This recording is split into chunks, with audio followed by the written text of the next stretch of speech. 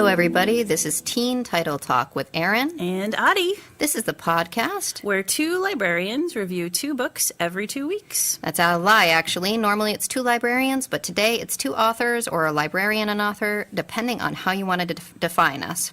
Courtney, my usual co-host, is out with an adorable new baby, who I know is a girl now, and her name is Beatrice, and Aww. She looks adorable. Courtney, congrats. I hope you're having a great time. I miss you. We'll see you soon, little library buddy. Congrats, Courtney. Get you your library card. Hey, Beatrice, welcome to Earth. And, oh, yeah, it's a rough transition. Adi is here with me, Adi Rule. Adi has written two books for young adults, Strange Sweet Song and Hidden Twin. She's co-founder with me of Kidlit 603, and she has a middle grade debut hitting shelves in 2019. And she's also just super cool and a great person and has lots of other accolades. Adi, what's your new debut? It's Hearts of Ice? It's called Hearts of Ice, and it's a story about two princesses in a winter kingdom, and it has a talking Arctic fox in it. So, buckle up. Yeah, exactly. I'm there just for that even. Thanks for having me, Erin.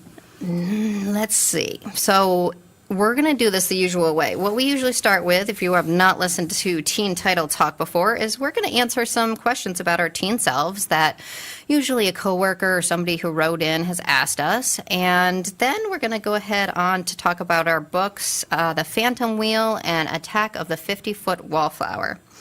So this is a little way to connect with Adi. I'm going to dig into the jar and see what our questions are this week. Oh, goodness.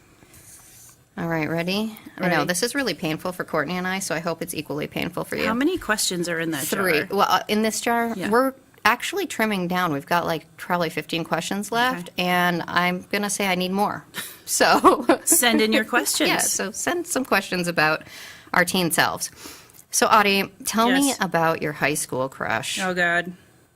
Tell me anything about it, really. Did you actually date the person? No. Were you able to speak at all? Oh, so no. So not at all. Not even close. Okay, so his name was Billy. It wasn't really. I just made that That's up. fine. In case he's listening. Yeah, Because good I idea. still feel like maybe he's listening. Sure. He was really cute. He was taller than me, which was a big plus for me. Gotcha. We'll talk You about looked for that that. later. He was really handsome, and I was a total. I didn't talk to him. I don't think I ever talked to him really. I mean, much about Okay. anything. And Gotcha. You but just saw him from a distance? I would see him from a distance. We were in a play together. I would see him from a distance. My two best friends knew about him. We used to go trick-or-treating at his house, like way past the age when you should be trick-or-treating, just to see he his would be face? there handing out candy. Wow. I would save the candy for the year. Like this is years that this went on. Yes. I did get a friend to ask him to prom, and he said he would go. And then he called. This is before cell phones. God. He called my house and said, "Oh, I can't have a family commitment." What the?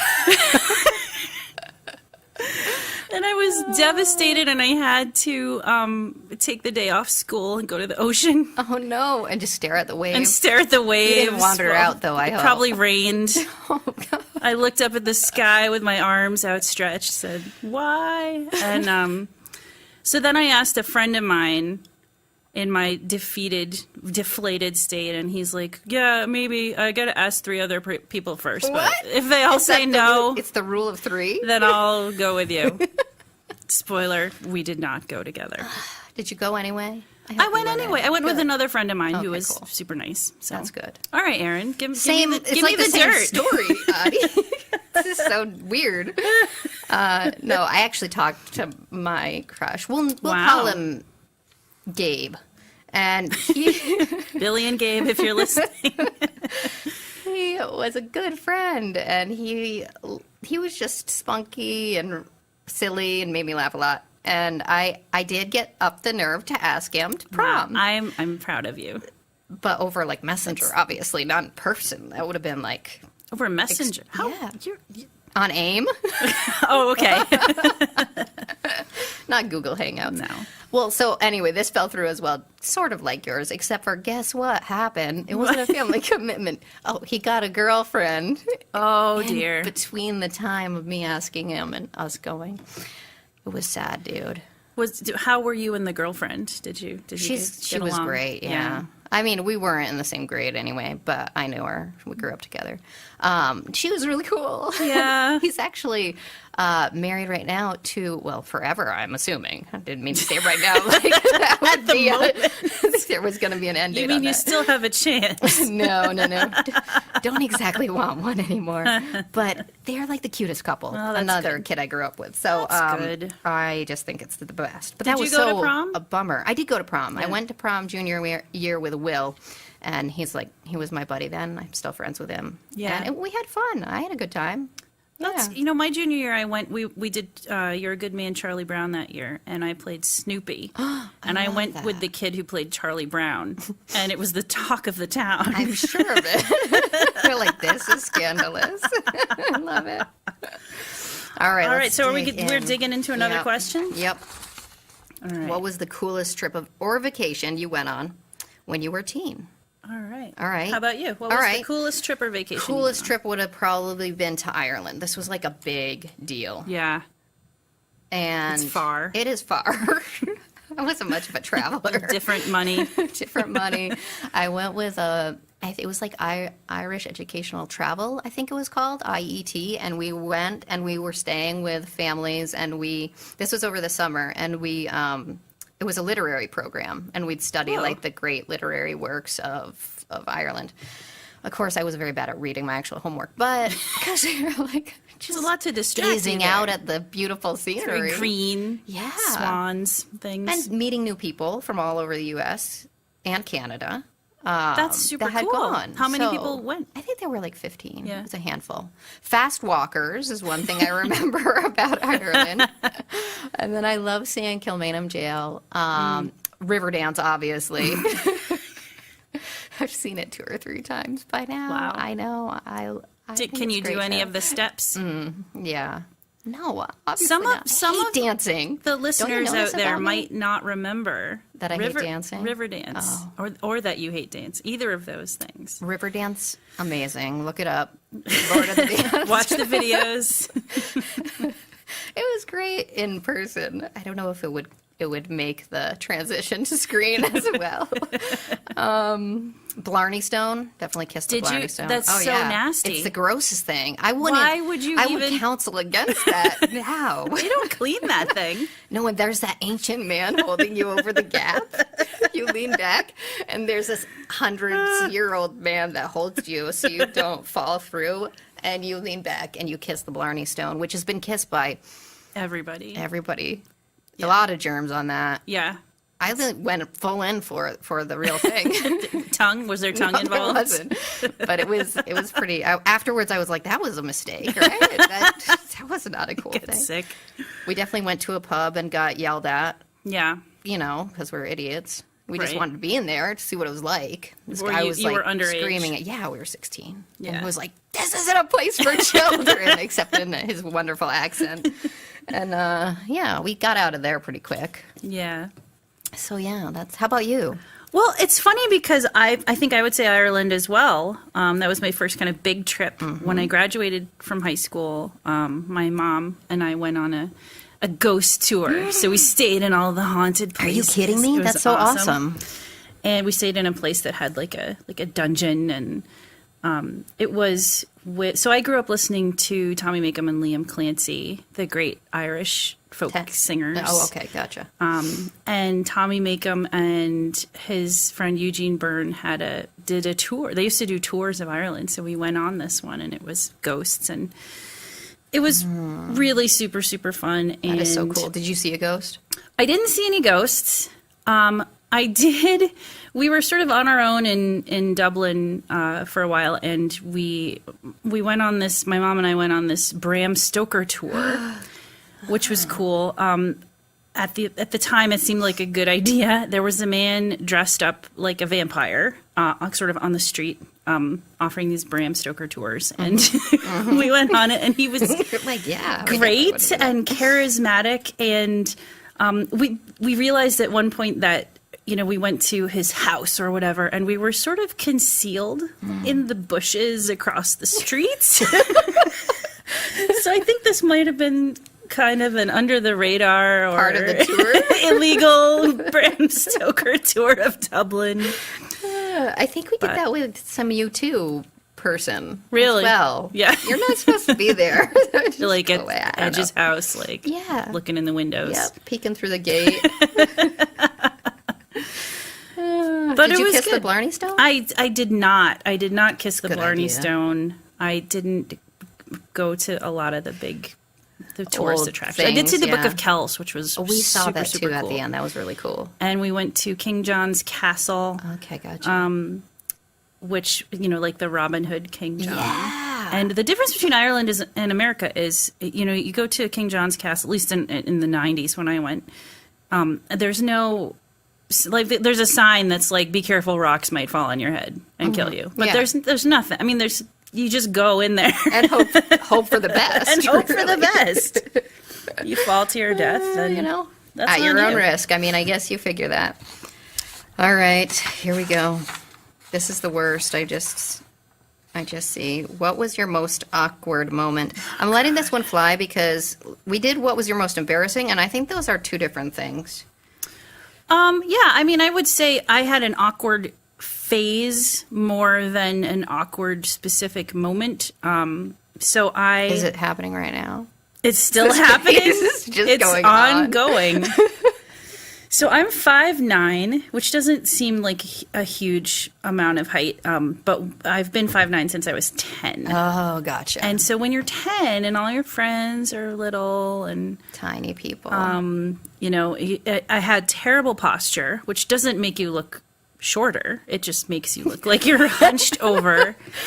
I had to play basketball. What? because I was so you were tall. forced. They were like, "You're going to be They're great like, at oh this." my God, you'll be so good at basketball. Like, no, like This is so your thing. not. I was so not good at I basketball. could see you being At all. terrible at basketball. I was always falling over. I still do. My move was just like grabbing the ball out Yeah. of people's hands. Like that was my big move, Good. which you can technically do, but it's like weird and not really cool. They're like sending the muscle. Get it to audio then. So, yeah, that's my awkward. I That's my love that awkward. that's- I'm still there. I had my posture got fixed in college by my Okay. voice teacher, and a great thing if you're playing along at home, if you reach your hands as far up over your head as you can, stretch, and then let your arms and your shoulders fall, and keep everything else where it is: your chest and your spine and your stomach and your butt. Your posture will be better. Really? Yeah. Okay, I'm going to try that. Because Try just it at even home. as we were talking about it, I felt saw you myself kind of straightening like up sit. like I know. better I'm over here in be this chair like. better. Ay, there we go. Yeah. So how about you? That was I way... cannot wait to hear about no, your awkward. I don't know if I want to talk about it now because yours seemed mild compared to mine. Oh, good.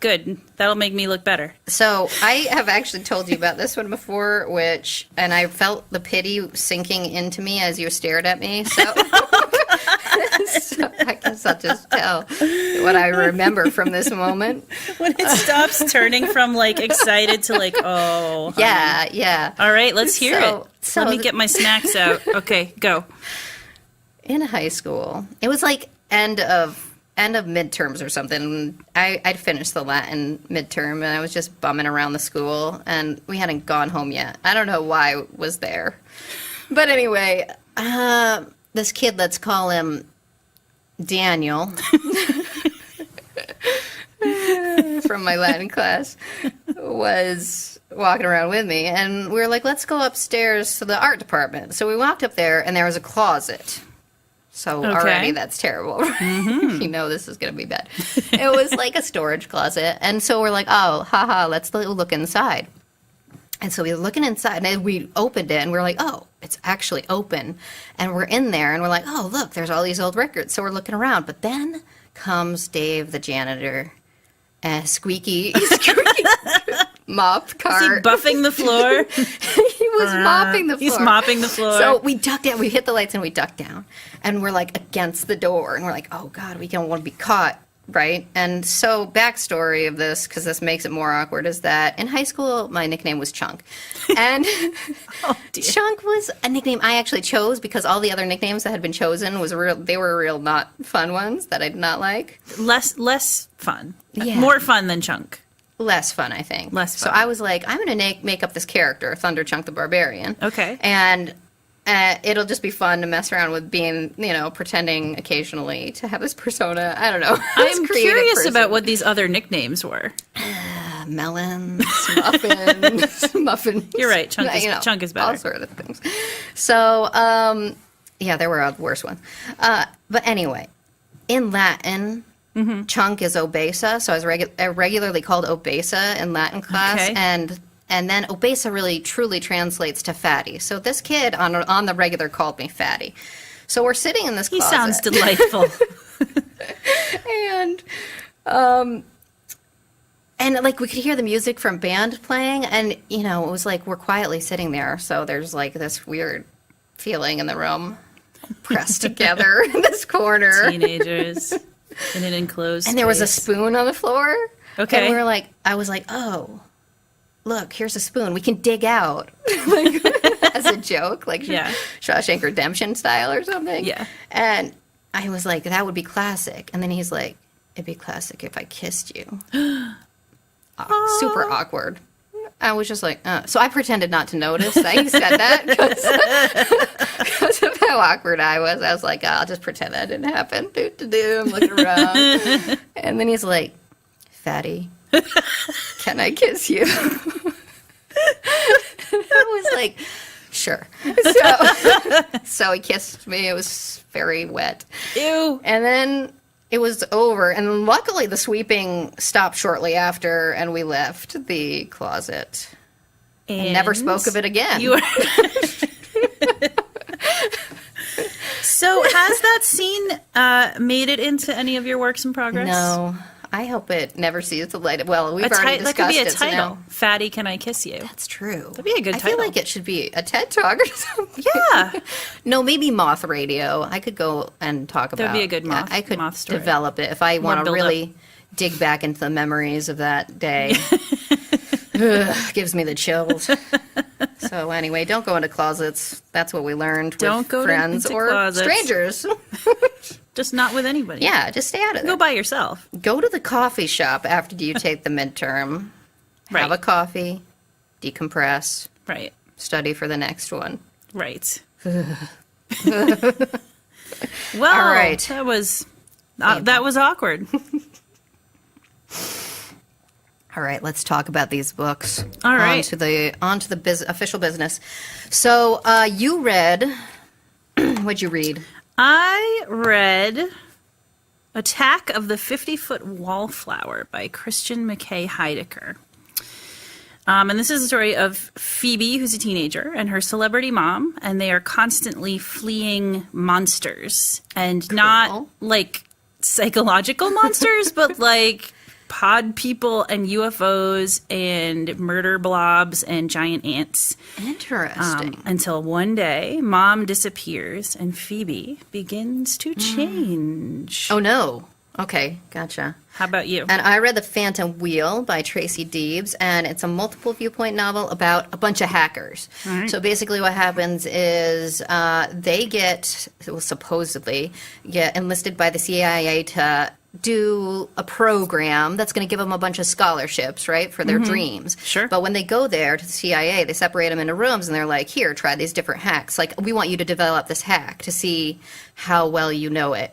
Yeah. And so they all do, but then what they uncover afterwards is that actually it wasn't CIA headquarters. It was like a movie set place that, Dun, dun, yeah, dun. that a lot of people can use and make look like anything they want. And secretly, Jacinto, this basically this tech giant, were the ones who actually ran this, and they all developed different hacks to basically help Jacinto steal everyone's personal data.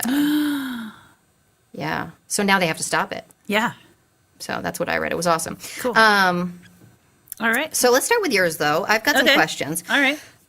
I looked at the cover of this and I was like, that's interesting. So Look at the cover of this book because it's awesome. It's like bright pink. There's a lot happening on it. Yeah. So first question is, on a weirdness scale, where does this one line up? 10 being weirdest book ever and 1 being least weird. And was it weird in a good way? Okay, so I think I would give it a 6 on the weirdness scale. Okay. And the reasoning behind that is the setting is really weird and awesome. Okay. It's basically every 1950s creature feature existing in the same universe. Oh. Like, that's the premise. And the plot gets even weirder than that, weirder than you think it will. So I actually read this without having read the synopsis. Yeah. I just looked at the title and the cover because, as you know, you should judge books by their Yeah, that's by what their we were covers, taught. Yeah. right? And so there were a lot of moments for me where I was just like, wait, that's literal? Like, Oh my God. that's Okay, an gotcha. actual giant ant or whatever. So it was very cool and very strange. But in terms of like the arcs of the action and the character development, they're pretty conventional. Okay. So I wouldn't call it a weird book in terms of its format or gotcha. anything like that it tries to do. Interesting. And that kind of makes it familiar, which is cool. Yeah.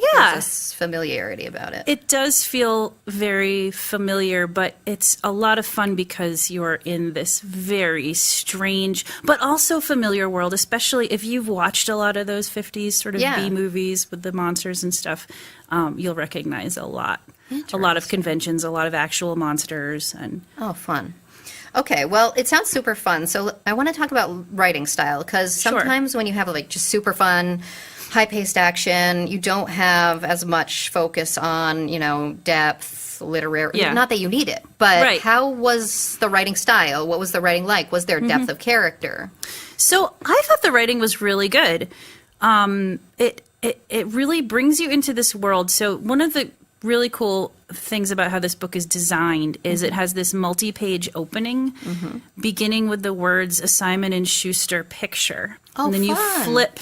So you Yeah. flip to the So next it's like a page. Simon and Schuster Books for Young Readers presents Flip, Attack of the 50-Foot Wallflower, screenplay by Christian McKay Heidecker, based on a story by. So Okay. it really, you're sucked into this movie. And the writing really clips right along, just like Right. a movie would. It's a fast read, but it's appropriate for this type of story. It's quick, but it's not shallow either.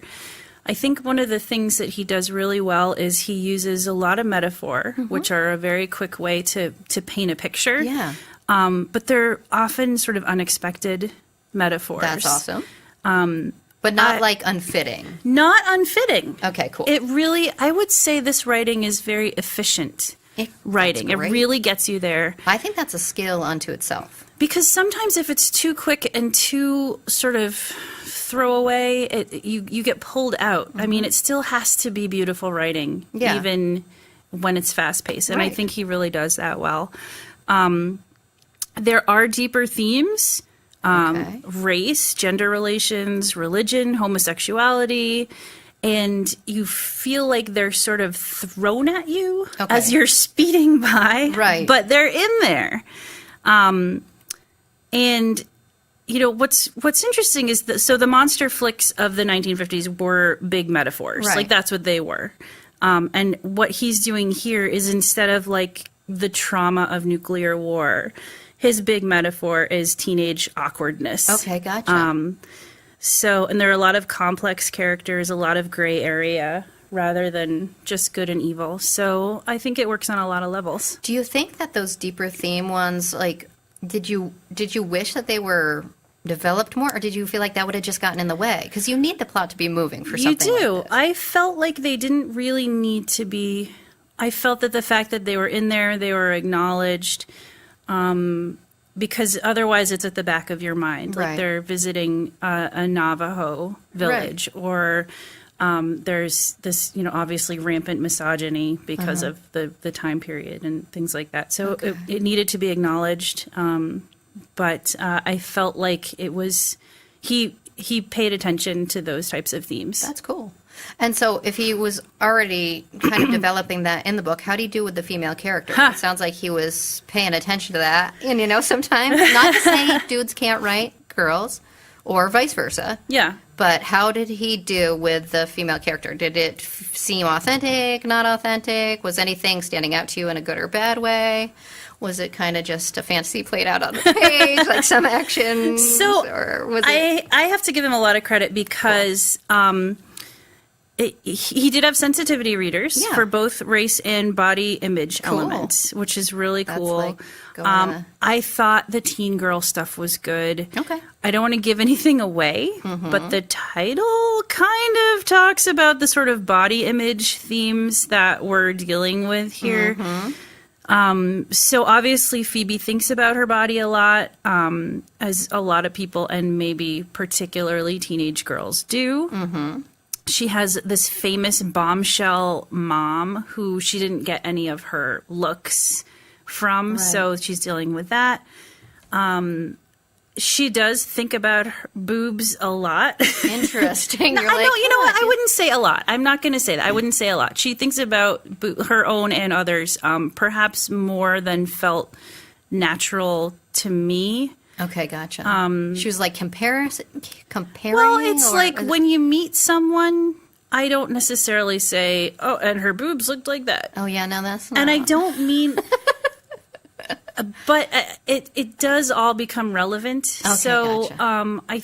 It didn't really bother me. Okay, I don't maybe even for mean, her in particular. for like her that's in something particular, that she would notice. especially with having a mom like she did. Okay. I think she's really conscious of female bodies and how they're perceived. So it rang pretty true to me.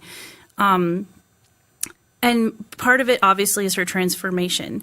So she's thinking a lot about how her clothes are fitting and how she's filling space. And that I thought was really, really hit home for me, and maybe for a lot of women, is that you're super conscious of the space that you're taking up all the time. Right. And what happens if suddenly you're 50 feet tall or whatever. That gets intensified. So it was really interesting. I think what the author is doing is trying to be authentic to the spirit of the 1950s films, which of course were horribly sexist in a lot of ways. Yeah. But he calls out those problems as much as possible from that context, living in that world. So I thought he did a really good job. Okay, great. Yeah. This sounds interesting. I'd like to read it. So as far as, this is just a fun one. If you could spend the day with one character from the book, who would it be, and what do you think you would go and do? Okay, so 'Cause it sounds Pancake. yeah. Pancake is the Pomeranian. Yes. And we would get breakfast out and then go to the beach. Perfect. That sounds lovely. Yeah.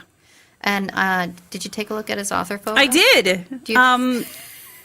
Yeah, so for those of you that don't have the book in front of you, he's got like a half and half face. He has like curly hair and a clean-shaven face and a manicured eyebrow on one side, and like a hipster beard, mustache, and kind of a more bushy eyebrow and close cropped hair on the other half. And yeah, do you think he has that all the time like that, or is that Well, just a, so I went to his author photo? Makes me want to step up my author photo game. I went to his website and I saw some photos of the book launch, and he looked pretty traditional. Really? He just had the beard. That's sort of disappointing. But he was Christian. making giant ants in his kitchen. Oh, well, that's fun. So it makes me think that we should probably be friends with him. I think so. Yeah. I think when I looked at the book, I was like, this seems like the right one for Audie to read for our podcast. No, it was really good. I would recommend it. Very fun. All right, Attack of the 50-Foot Wallflower. Awesome. Okay, well, let's talk about your book. All righty, Phantom Wheel. So this is called The Phantom Wheel, a hacker's novel. Yes. So first off, Yes. the elephant in the room. Right. Let's talk about the hacking. So I feel like hacking sometimes, like the term hacking is sometimes like a catch-all for vague, maybe even magical feats involving computers. Like it doesn't always have a great definition. Where it's just like, oh, and then through hacking, they And they were hacked. they got into the whatever. So my first question is, Have you ever done any hacking for the CIA and or an evil multi-billion-dollar corporation? If only. And does the hacking in this book ring true? And should I be into computers in order to enjoy this story? Okay, so the hacking, obviously, I've hacked into the CIA. Right. And multi-million dollar corporations. I am not, I mean, I'm good with computers. We grew up with computers. Yeah. Fine. I can help people. Yeah. But I'm not You know your way around I'm not great MS with Paint. computers. But actually, that was one of my favorite things is how smart it made me feel.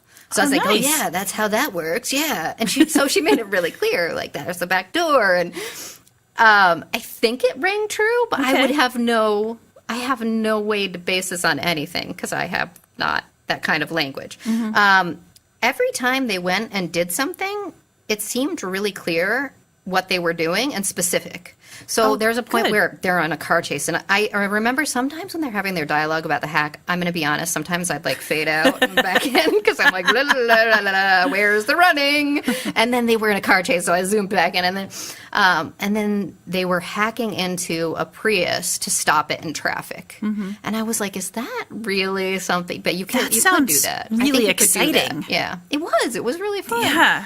So there was a lot of action, and the hacking, I think, was very convincing. If nothing else, it made me feel super smart.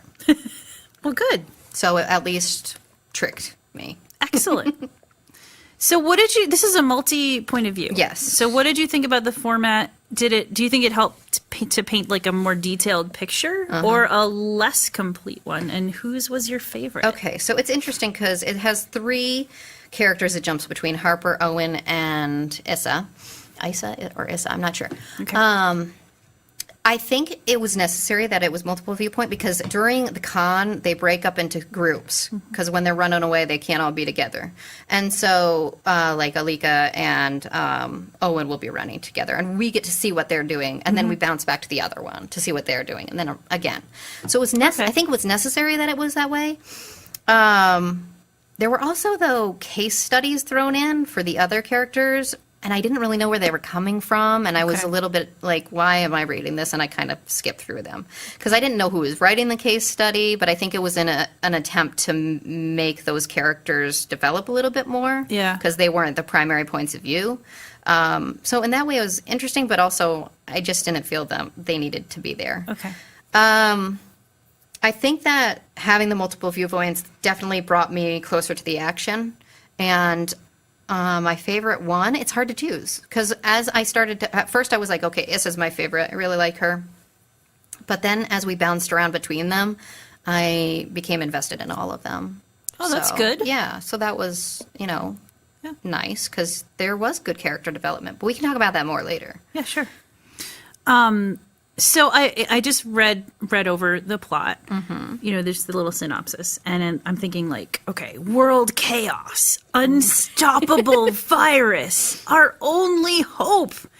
So how believable and realistic does this plot feel as you're going on this ride of this book? And, does it matter ultimately?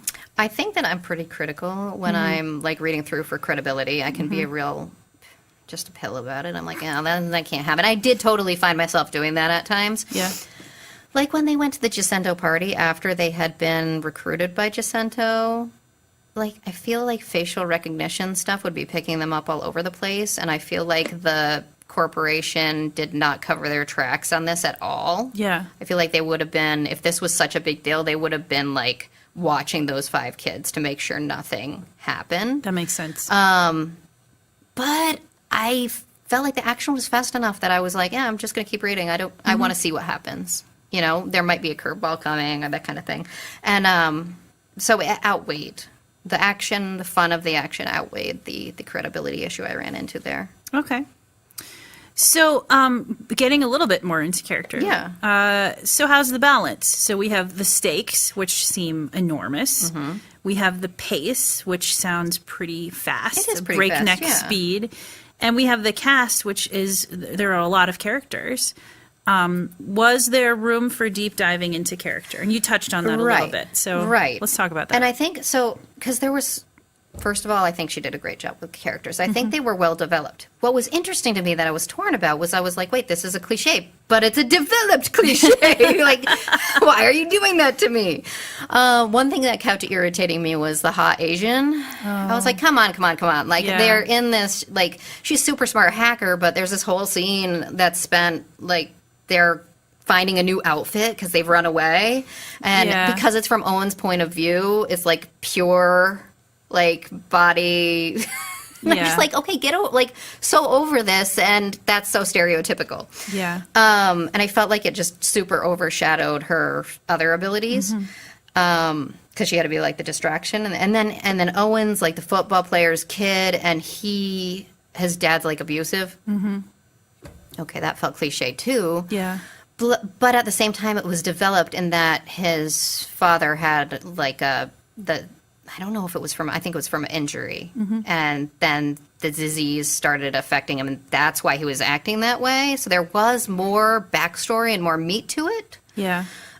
So every time we ran into a stereotype or a cliche, it was like there's a little bit more that gives this depth to it, which made Okay. it more readable to me, but it's still at the back of my mind. I'm like, ding, ding, my internal editor's going, okay, that's a Right. stereotype. Like, that's a could that stereotype. have been a different setup to begin Right. with? I think part of what she was maybe trying, I can't, assume. I'm wondering if she wanted to make them familiar enough to keep track of, because I had a hard time keeping track of the characters. That makes sense. There were so many of them, and it had a really nice diverse cast, which I think sort of helped differentiate them. But at the same time, what really tripped me up was Harper's point of view. They each have a name, they have their, like, handle, Right. and then Harper has different names for all of them. She's like, well, that's Buffy over there. And I'm like, okay, can I just know who the heck this is that she's looking at? Because right now I'm totally confused. So you're jumping point of view and you're getting these name switches. It didn't bother me because it was a lot of fun, but Yeah. I like there are some characters where I'm like, that one's vague. Yeah. I can't really see who, or when they were having a dialogue, it's not like I could visualize who's talking to who. I'm just Okay. kind of hearing the tech lingo. So yeah, there were a couple things that I was knocked down a couple marks for me, but it is really fun, Okay. fast paced, good characters. I thought.